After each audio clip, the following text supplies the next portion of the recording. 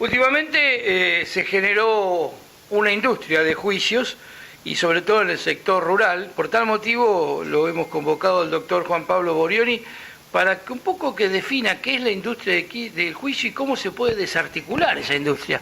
Juan Pablo, creo que en nuestra zona hay muchísimos juicios laborales que a lo mejor no tienen sentido. Bueno, en realidad es una pregunta muy vasta y muy amplia, pero que es muy interesante intentar desentrañar una historia de más de 70 años de derechos laborales que se han ido consagrando en diferentes estadios del país, desde los gobiernos militares hasta los últimos 30 años de los gobiernos democráticos, en virtud de que se considera que por el artículo 15 del contrato de trabajo hay que hacer una justa composición de intereses entre las partes y se considera el empleado como una de las personas más débiles de la relación, y en base a eso se ha ido creciendo en derechos a favor de ellos. Pero esos derechos se han consagrado de tal manera y en los últimos años que han generado que los costos laborales, no tanto los costos además de la contratación convencional, sino el costo para que el empleado tenga movilidad, se torne un castigo muy grande para el empresario o para el productor agropecuario o la persona que tiene que contratar o tiene contratado a uno, dos o tres dependientes. Esta situación ha traído aparejado, además de grandes juicios que han convocado a que la gente ha tenido que cerrar sus empresas, comercios, no abarca solamente al campo, abarca a los sectores de los comercios chicos, sino también ha traído como consecuencia que no haya movilidad, que la gente vaya perdiendo trabajo y no pueda volver hay actividades que no se vuelven a hacer. Antes existían los cuidadores de los cascos, existía la gente que cortaba pasto, que trabajaba en forma cotidiana en el campo con una relación simple, porque el trabajo era simple y porque requería una registración simple.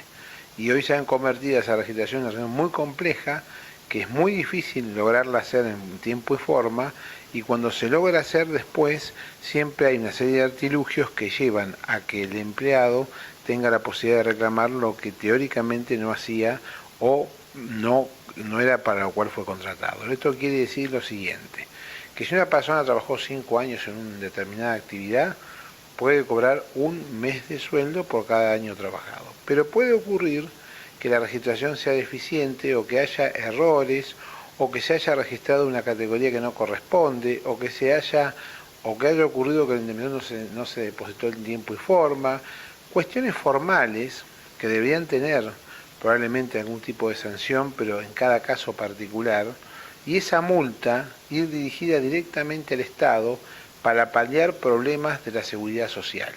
¿Qué problemas son de la seguridad social que tiene la empresa que le impide seguir progresando? Es cuando, por ejemplo, se lastima un empleado y tiene que pagarle 6 meses de sueldo y después no, o 12 según la antigüedad, y tiene que contratar a otro para cumplir la misma función. Hay empresas o personas que esos gastos se consideran realmente imposibles en la actividad que está realizando. Entonces se empieza a perder eficiencia y competitividad y todo el mundo pierde. Nosotros, mi propuesta es que lo que el derecho da, la gente, si usted le da la posibilidad de poder cobrar 1.000.000 y la ley le dice que va a cobrar 100.000 y si hace un juicio cobra 1.000.000, cualquier persona lógica dice voy a cobrar 1.000.000, porque la ley no dice si es bueno o es malo, justo o injusto, pero si yo tengo la posibilidad de cobrarlo, lo cobro.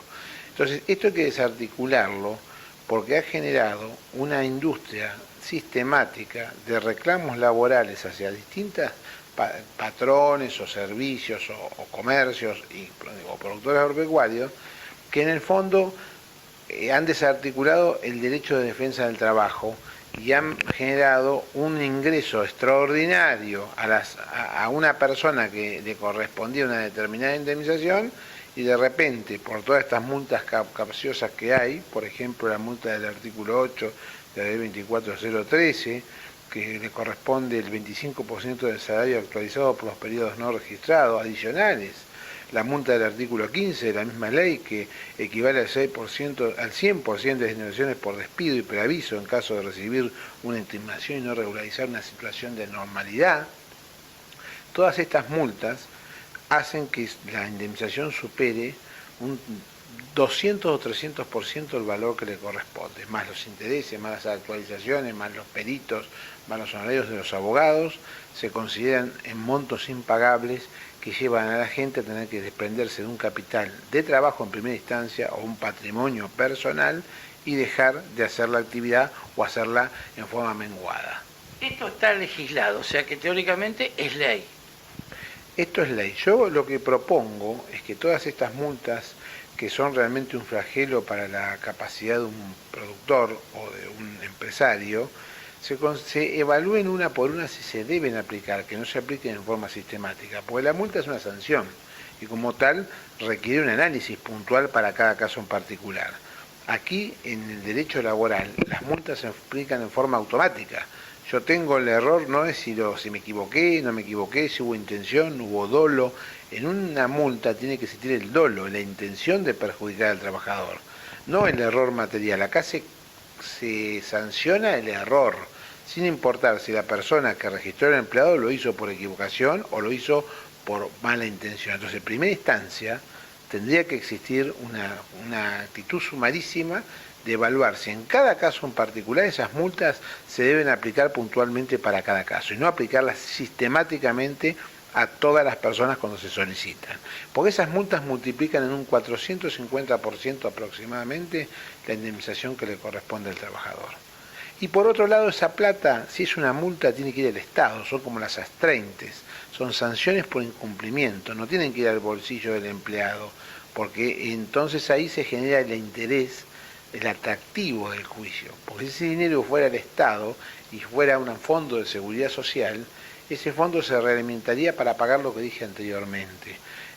Por ejemplo, la indemnización por muerte por un derechohabiente, que la tiene que pagar el empresario cuando fallece su empleado, a los derechohabientes tiene que pagar una indemnización. En vez de esa indemnización, tenerla que pagar el empleado, se podría pagar con este fondo de estas multas. A ver, voy a dar un ejemplo. Yo tengo que hacer un depósito de la Seguridad Social hoy y por X motivo lo deposito dentro de 48 horas. Al cabo de los años tengo una multa por esas 48 horas. Además de tener multas por diferentes motivos, ese es uno de los casos.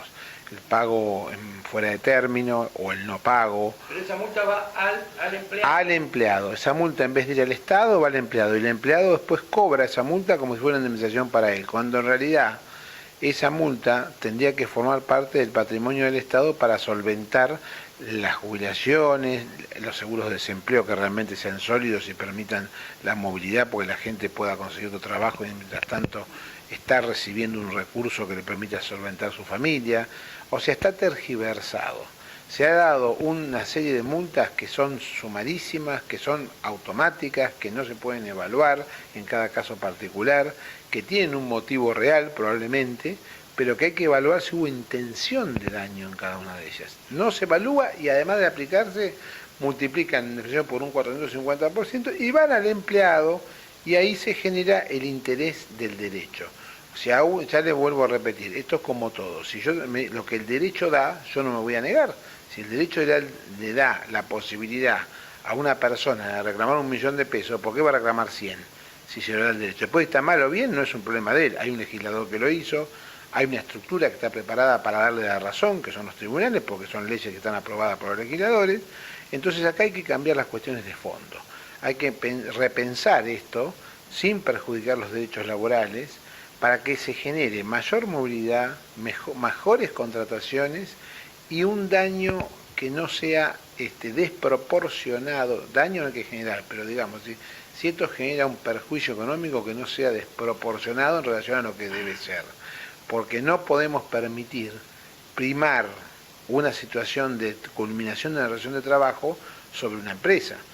He tenido comercios que por las demandas laborales han tenido que cerrar, porque son ciudades chicas, donde hay empleados de 30 años que son amigos de los dueños, y luego cuando se produce la ruptura por diferentes motivos, porque el hombre se es mayor, porque la actividad decrece, por 1000 circunstancias propias de la misma actividad, porque las actividades cambiaron, se produce la demanda laboral, y no ya por la indemnización, sino por un montón de valores que dice que trabajó a la sexta, que no trabajó, y eso genera la no registración, y la no registración genera multas de diferentes tópicos que, digamos, detallarlas en esta charla sería un poco extenso y no vale la pena porque las tengo que leer, porque me las tengo que acordar por número y letra.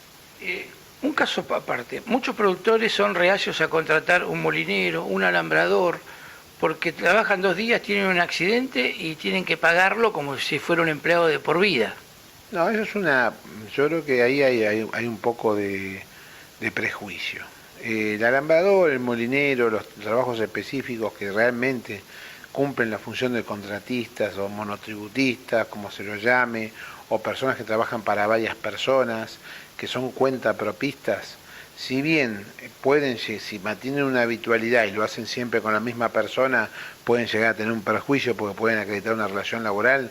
Si son personas que esporádicamente van por un día, 2 o 3 a hacer una tarea específica, no tendrían que tener ningún tipo de inconveniente. Y de hecho, ese tipo de inconveniente se da cuando se confunde una relación laboral, cuando la persona solamente trabaja en eso exclusivamente, va a ser un alambrado de 40.000 metros y está 3 años trabajando y trabaja exclusivamente para esa persona, eso puede pasar.